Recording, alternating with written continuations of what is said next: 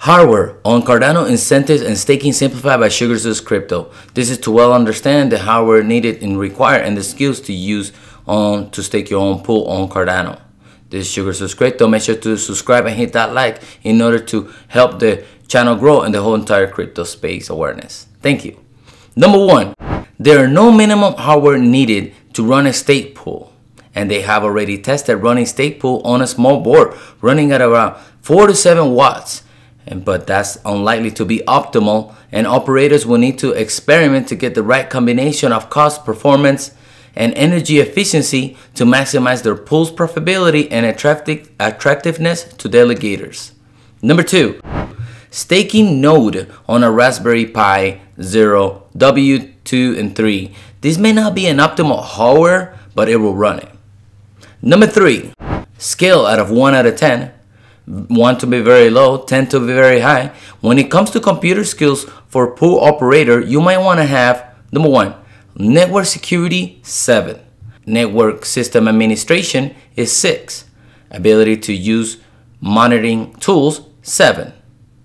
Number 4, for hardware, you will need an IP and an open port to the internet with a decent bandwidth.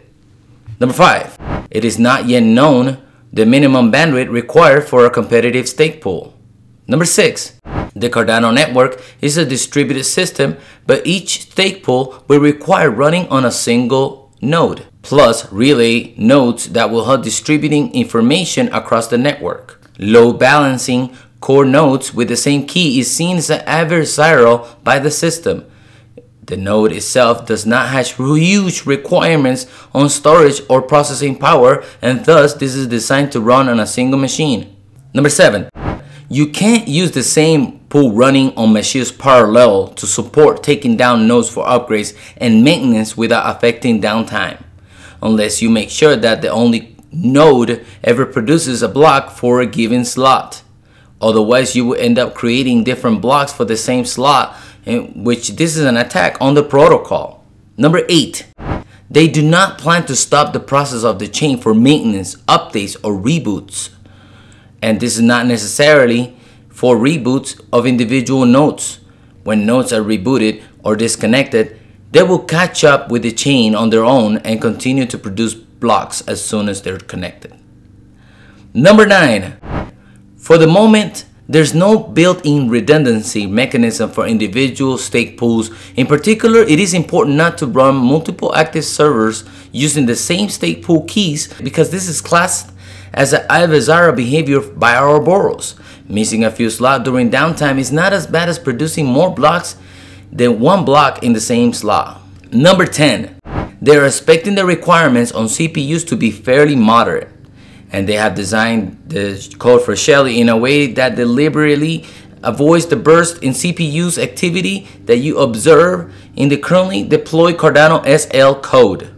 Number 11, having a reliable internet connection of sufficient bandwidth is needed, but there is no particular advantage for faster CPUs or any GPUs provided that is over the baseline requirements. Number 12, the stake pool nodes itself can completely be firewalled from the internet. So as long as one or more public relays are provided, the stake pool node can communicate through the firewall with the relays. Number 13, it doesn't matter if the network messaging protocols are different between wallets and clients, because when you run a dataless wallet, you run a full node. And that protocol is the same between pools, because pools are just full nodes. Number 14, stake pools need to be online 24 hours, 365 days at all times to provide 100% uptime. Number 15, the storage requirements for the blockchain to be used ranges from 3 to 6 gigabytes. A guess time is less than 50 megabytes per epoch, using a similar parameters to the mainnet, but it depends on the overall usage of the network. Number 16, it doesn't matter when loading balances across multiple nodes with each different area network, whether it be local or a wide area network, because the core nodes with the same key is seen as adversarial by the system, and only one core node should be creating blocks in a given stake pool. Number 17, there's no difference of staking efficiency between delegating from a wallet on an iOS device or on a personal computer.